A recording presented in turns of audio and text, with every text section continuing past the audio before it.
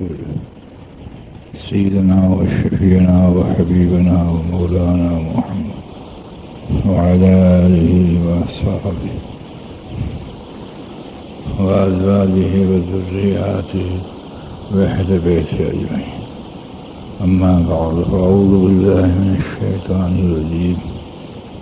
بسم الله الرحمن الرحيم. إني وجهت وجهي الذي فطر السماوات والأرض حنيفا وما أنا من المشركين. دوستوں اور بزرگوں، اللہ رب العزت کی ذات نے انسان کو پیدا کیا اور لوگ کہتے ہیں کہ اس کو اشرف المخلوقات بنایا، لیکن جہاں تک میری سمجھ ہے اس کو اشرف المخلوقات بننے کی استعدادیں اور صلاحیتیں دی۔ اگر پہلے سے یہ بنا چکے ہیں تو ہر ایک انسان اس زمین پر اللہ کا خلیفہ ہے اور وہ کامل ہے۔ انسان کو بنیادی دھوکہ شیطان یہی دیتا ہے کہ میں انسان کی ذات کو دیکھے تو اس کا مشاہدہ انسان کا ہے، لیکن اللہ نے اس کو شکل انسانی میں تو بنایا اور اس میں صلاحیتیں اور استعدادیں دی تاکہ اپنے بننے میں اس کو استعمال کرے اور انسانیت پیدا کرے، انسانیت کو پیدا کرے۔ لیکن شیطان جو عدو مبین ہے وہ اپنے تئیں انسان کو مطمئن کر دیتا ہے کہ میں انسان ہوں۔ آپ نے سنا ہوگا اور دیکھا بھی ہوگا کہ انسان کے علاوہ بھی اللہ نے مختلف صفات مخلوق میں رکھی ہوئی ہے۔ وہ شکل کے اعتبار سے تو وہی مخلوق کہلائے گی، لیکن جس مخلوق میں جو صفاتیں رکھی ہیں اگر ہم اس کو نہیں پائیں گے تو اس کو صفات سے عاری قرار دیں گے، یہ ایک حقیقت ہے۔ مثلاً ایک گائے ہے، وہ مشاہدے میں واقعی گائے ہے، لیکن اگر دودھ نہ دے تو معاف کرنا، جس صفت کے ساتھ الحمدللہ اس کو نوازا گیا تھا وہ بات اس میں نہ رہے۔ اب کہلائے گی گائے، لیکن کسی کو محبوب نہیں ہوگی اور وہ چھری کے قابل ہوگی۔ کوئی مفت میں نہیں کھلائے گا، کسی نے کھلایا؟ کوئی مفت میں نہیں کھلائے گا۔ اس گائے کو چارہ بھی نہیں ڈالے گا۔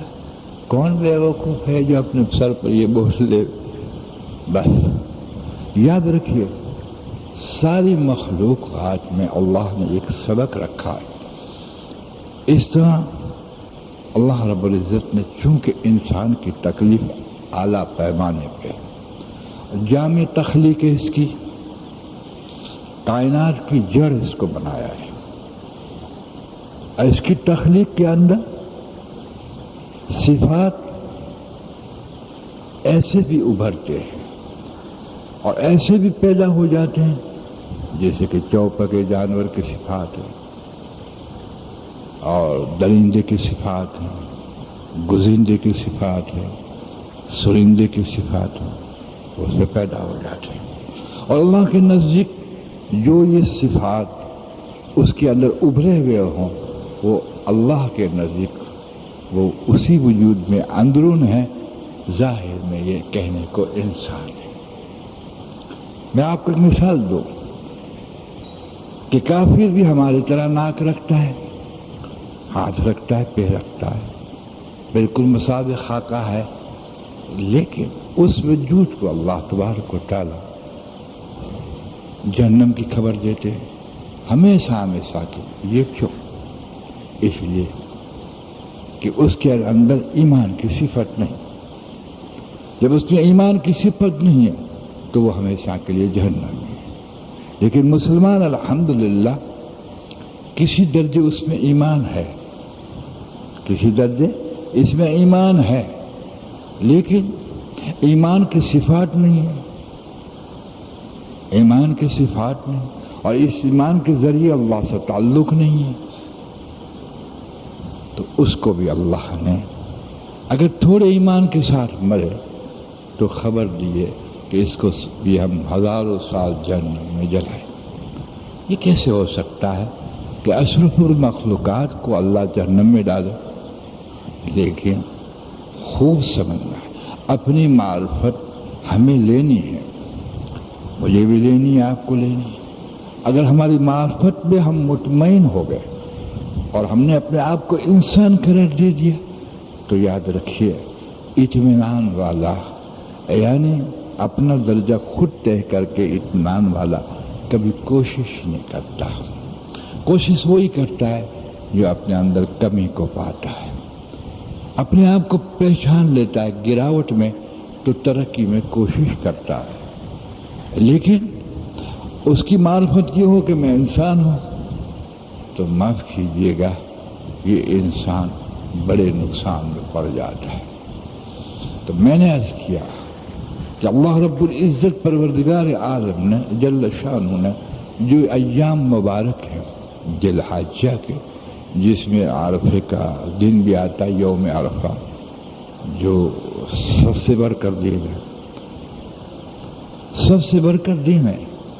یہ تہوار کی نسبت سے تو اللہ تبارک و تعالیٰ نے نہیں رکھے، بلکہ اللہ نے ایک حقیقت کو کھولا کہ انسان جس کے پاس عقل ہے اور علم ہے، یہ سب کچھ اس کی صلاحیتیں اور استعدادیں ہیں، یہ سب کچھ میں بنا چکا ہوں اور اس کو دے چکا ہوں، اس کا بننا باقی. یوں نہ سمجھے کہ انسان کے اللہ رب العزت نے اس کو کامل بنا دیا ہے، نہیں. وَلَقَدْ خَلَقْنَا الْإِنسَانَ فِي أَحْسَنِ تَقْوِيمٍ، اعلیٰ پیمانے پہ تو بنا دیا، اعلیٰ پیمانے پہ بنا دیا، اور مقبول انسان بنانے کے لیے اس میں ساری صلاحیتیں رکھ لی، عقل بھی دی اور بھی صلاحیتیں رکھی. خلاصہ یہ نکلا کہ میں تجھے بنا چکا ہوں اور ایسی صلاحیتیں دے چکا ہوں کہ تو محنت کر کے بن، لیکن تیرا بننا اب تیرے ہاتھ میں، چاہے جانور بن چاہے انسان بن، چاہے جانور بن چاہے انسان. اس لیے سب سے اہمیت انسان کی ہے. تو خدا پاک کی قسم اسباب کے سارے نقشوں میں بنانے میں بنیادی محنت اپنی ذات کی ہے. جس نے اپنے آپ کو بنایا اس کو مبارک مکان بنانا، اس کو مبارک ماشاءاللہ کپڑے بنانا، اور اگر سے اپنے آپ کو نہ بنایا وہ کپڑے پہنے ہوئے بھی اندر میں ننگا ہے اور مکان میں مکی ہونے کے اعتبار سے یہ ظالم ہے. اور اس کے لیے سب کے لیے غرض کے یہ انسان بھولا، یہ بھولا جب بنیاد کے اعتبار سے اپنی طرف نہیں آئے گا اور اپنی ذات کو بنانے کی کوشش نہیں کرے گا تو دوستو وہ ایسی غفلت میں پڑ جائے گا کہ فلاں چیز شریعت میں بنانا جائز ہے، فلاں چیز جائز ہے، فلاں ضروریات کی چیز ہے، اس کو پتہ نہیں ہے کہ تیری ذات کو بنانا فرض ہے. ضروریات تو خود اپنی خود ضروریات ہے، تیرا وجود تیری ضروریات ہے، تیرا وجود تیرا سرمایہ ہے، تیرا ہی وجود سب کچھ ہے. اس کے علاوہ جو کچھ وجود ہے اس کی حیثیت کچھ نہیں، اس لیے کہ ان تیرے علاوہ جتنی چیزیں اس سے تو محروم ہے. خدا پاک کی قسم تو محروم نہیں، تو محروم نہیں، بالکل محروم نہیں. اگر جنگل میں ننگا پڑا ہے تو بنا ہوا ہے تو کامیاب ہے، اگر کوٹھی میں بگڑا ہوا پڑا ہے تو ناکام. اس لیے اللہ رب العزت نے سبب کا کوئی ضابطہ ہی نہیں بنایا، سبب کو کوئی ضابطہ ہی نہیں بنایا. یعنی سبب اپنانے کا تو کہا، لیکن یہ سمجھایا کہ سبب سے تو نہیں بنے گا بلکہ مسبب کے ضابطے سے بنے گا۔ اگر تو سبب سے بننے کا یقین رکھے گا تو ہماری عطا کی بے قدری کی ہے، اس لیے کہ انسان سب سے اونچا اور اونچا بننے کے لیے آیا، تخلیق ہماری سب سے اونچی اعلیٰ پیمانے میں ہم نے اس کو بنایا۔ اب یہ انسان گھٹیا سے اپنی ذات کو بنائے گا، ہماری توہین کی، ہمارے ضابطے کی توہین۔ میں نے اعجاز بخشا ہے، نہ سونے سے تو بنے گا نہ ہیرے سے بنے گا، کہ پھر کہ بنے گا فرشتوں سے، کہ نہیں فرشتے سے بھی نہیں بنے گا، جبرائیل سے نہیں بنے گا، پھر کیسے کہ میری ذات سے بنے گا۔ میری ذات میں سے ضابطہ دوں گا، اس کو اپنائے گا تو بن جائے گا۔ جب میری ذات میں سے ضابطہ لے گا تو میرا بن جائے گا اور میں تیرا بن جائے گا، بس آگے کوئی مسئلہ ہی نہیں ہمارے سمجھ میں آتا۔ کپڑے کا مسئلہ سمجھ میں آتا، پیبند لگ جائے، حتیٰ کہ ناف سے نیچے تک، گھٹنوں کے نیچے تک چھپ جائے، اس کے اوپر کچھ نہ ہو تو آپ ناکام نہیں ہیں۔ اللہ اکبر، ایک وقت کا کھانا نہ ملا تو آپ ناکام نہیں ہیں۔ یعنی یہ کوئی مسئلہ ہی نہیں ہے، یہ کوئی مسئلہ ہی نہیں ہے۔ مسئلہ جو ہے وہ اپنی ذات کے بنانے کا۔ الحمدللہ ہاں اتنی بات ضرور کر دوں کہ سبب کو کہتے ہیں کہ سبب کو چھوڑنا حرام ہے، لیکن معاف کیجیے گا سبب پہ یقین حرام ہے۔ یعنی سبب تو کوئی نہیں چھوڑے گا، اس لیے کہ اس کا جسم جو ہے وہ ارباناسی سے مرکب ہے، آگوا پانی، تو وہ اس کو لے گا، لیکن سبب پہ یقین بھی حرام ہے۔ یقین کے ساتھ سبب لیا تو یہ مسبب کے اسباب کی توہین ہے، اور اللہ کی توہین بہت بڑی چیز ہے۔ اس لیے اللہ تبارک و تعالیٰ نے جل شانہ نے سیدنا ابراہیم علیہ السلام کو جو استعمال فرمایا، سنیے، وہ کائنات کی ساری شکلوں کی نفی کر کے استعمال فرمایا۔ یعنی سورج کی نفی، چاند کی نفی، حکومت کی نفی، ماں کی نفی، باپ کی نفی، خدمت میں ماں کی نفی نہیں کی، لیکن تاثر کے اندر سب کی نفی کر دی کہ انسان کائنات کے خالق سے بنتا ہے، اس کے ضابطے سے بنتا ہے، لیکن اس کے پہلے اس کو نفی کرنی پڑے گی۔ انسان یہ سمجھتا ہے کہ اللہ کو میں مانتا ہوں، لیکن مخلوق کی نفی نہ کرے اور مخلوق کا تاثر فنا نہ کرے اور اللہ کو مانے، یہ عجیب بے وقوف انسان ہے۔ جبکہ ایک زہر باقی ہو، اللہ کو ماننا کس کو کہتے ہیں؟ اللہ کو ماننا اس کو کہتے ہیں کہ اس کی صفات کے اعتبار سے ماننا، تو پھر اسباب کو یقین کے اعتبار سے نہ ماننا۔ باپ مر گیا تو کہاں سے پلوں گا؟ لا حول ولا قوت۔ ماں اگر بیچاری مر گئی تو مجھے کون پیار کرے گا؟ پیار کرنے والا موجود ہے۔ جی ہاں، بھائی مرے گا تو سہارا کون دے گا؟ کہ یہ سب بت کے خاکے ہیں۔ توحید میں سب کی نفی ہے۔ ابراہیم علیہ السلام نے سب کی نفی کی۔